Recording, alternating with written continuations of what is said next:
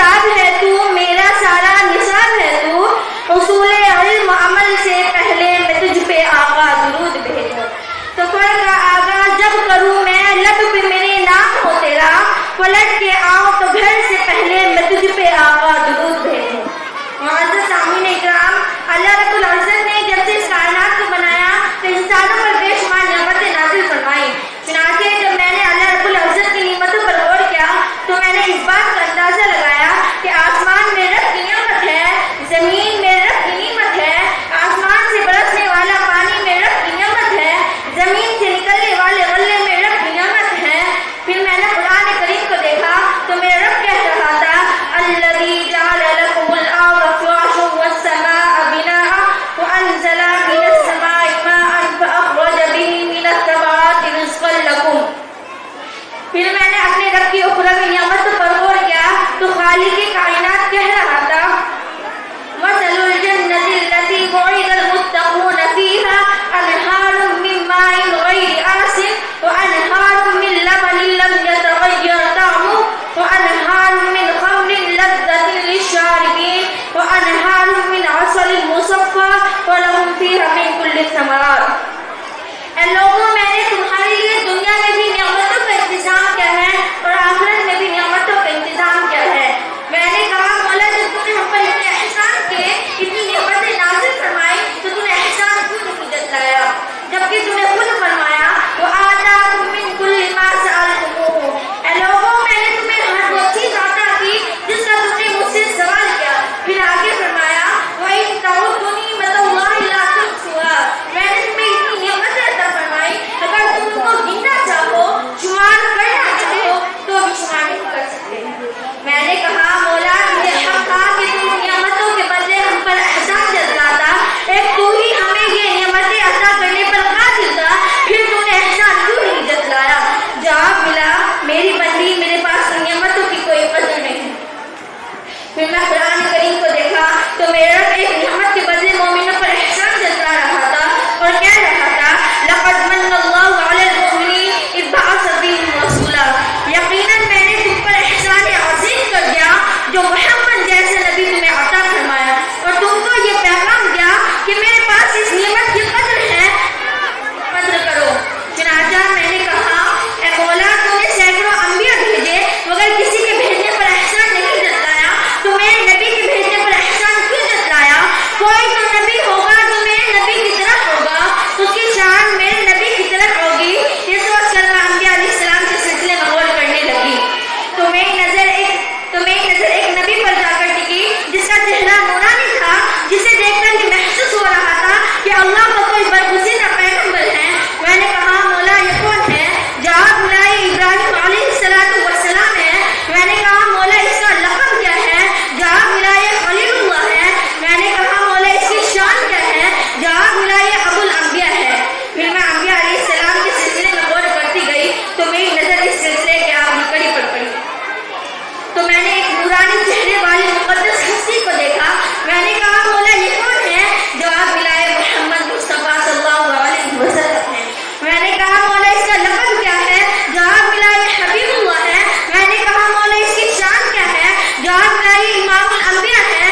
تو پھر میں یہ کہنے پر مجبور ہو گئی مولا دونوں تیرے نبی ہیں، ایک ابراہیم ہے تو دوسرا محمد بھی ہے، ایک حبیب اللہ ہے تو دوسرا خلیل اللہ بھی ہے، ایک ابو الانبیاء ہے تو دوسرا امام الانبیاء بھی ہے۔ تو کس کو ترجیح دوں، کس کو اعلیٰ سمجھوں، کس کی نبوت کو اعلیٰ سمجھوں؟ جواب ملا میری بندی دونوں کی زندگی میں غور کر معلوم ہو جائے گا۔ میں نے ابراہیم علیہ السلام کی زندگی میں غور کر کے دیکھا تو میں نے دیکھا میرا رب ابراہیم کی طرف متوجہ تھا اور کہہ رہا تھا اے ابراہیم میرے نام پر اپنی اولاد کو قربان کر۔ ابراہیم نے اسماعیل کی گردن پر چھری چلائی۔ اے ابراہیم میرے نام پر بیوی بچوں کو چھوڑ دے۔ ابراہیم نے حکم کی تعمیل کی۔ اے ابراہیم میری محبت کی خاطر آگ میں کود جا۔ ابراہیم علیہ السلام آگ میں کود گئے۔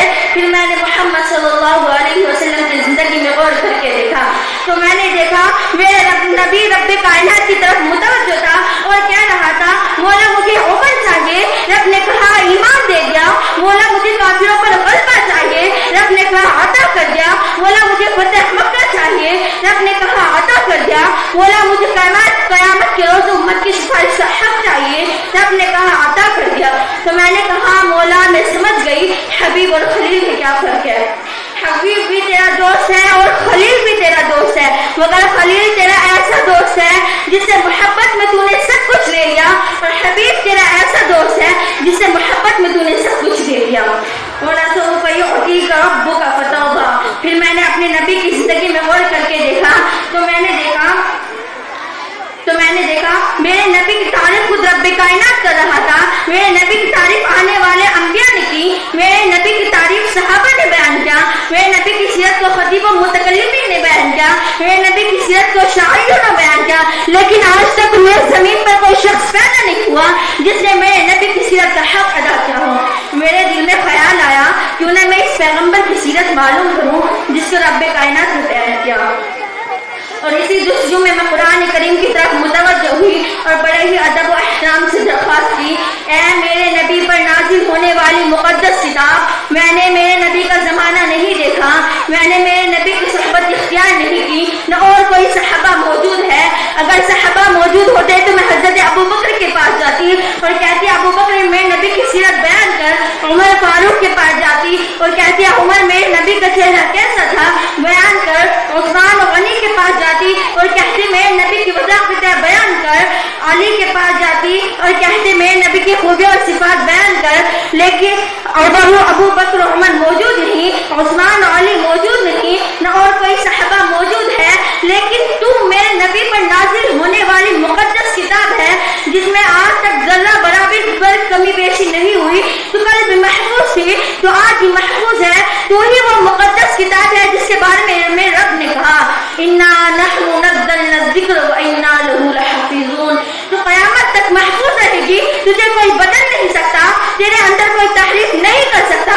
جب تو خود محفوظ ہے تو تیرے اندر میرے نبی کی سیرت بھی محفوظ ہوگی. بتا میرے نبی کی سیرت کیسی تھی؟ قرآن کہنے لگا کس چیز کے بارے میں جاننا چاہتی ہیں؟ میں نے کہا میرے نبی کا چہرہ کیسا تھا؟ قرآن کہتا ہے وَالشَّمْسِ وَضُحَاهَا. میں نے کہا میرے نبی کی زلفیں کیسی تھی؟ قرآن کہتا ہے وَاللَّيْلِ إِذَا يَغْشَىٰ. میں نے کہا میرے نبی کا چہرہ کیسا تھا؟ قرآن کہتا ہے وَالشَّمْسِ وَضُحَاهَا. میں نے کہا میرے نبی کے رخسار کیسے تھے؟ قرآن کہتا ہے وَالضُّحَىٰ.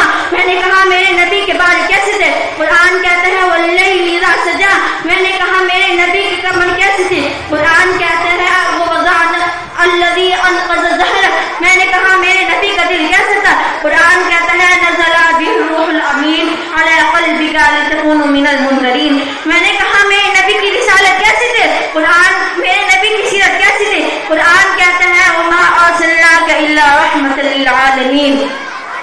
یہ ہے میرے نبی کی سیرت جس کو خود خالق کائنات نے بیان کیا.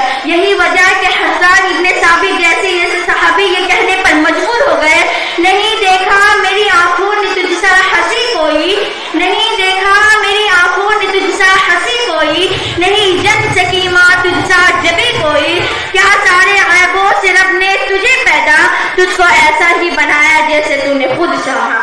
تو پھر مجھے یہ کہنے دو میرا نبی اگر مکہ میں گیا تو مکہ میرے نبی کی طفیل سے مقدس ہو گیا، میرے نبی اگر مدینے میں گیا تو مدینہ میرے نبی کی طفیل سے قابل احترام ہو گیا، میرے نبی اگر غار سور میں گیا تو غار سور تاریخ بن گئی، میرے نبی غار حرا میں گیا تو غار حرا قابل احترام ہو گیا، میرے نبی زمین پر نبی بنا کر مبعوث کیا گیا تو زمین قابل فخر بن گئی. یہی وجہ ہے کہ آسمان پر سینکڑوں نعمتیں ہونے کے باوجود بھی میرے نبی کی طفیل سے زمین فخر کرنے میں آسمان سے سبقت لے گئی. کسی شاعر نے کیا خوب کہا ہے، فلک بولا مجھ میں شمس و قمر ہے، زمین بولی کہ مجھ میں تو کملی والا محمد ہے. فلک بولا کہ مجھ میں تو آب کوثر کا خزینہ ہے، زمین بولی کہ وہ تو بس محمد کا پسینہ ہے. فلک بولا کہ مجھ سے تو ابر کرم بھی برستا ہے، زمین بولی کہ تو بس محمد کو ترستا ہے، تو بس محمد کو ترستا ہے. السلام علیکم.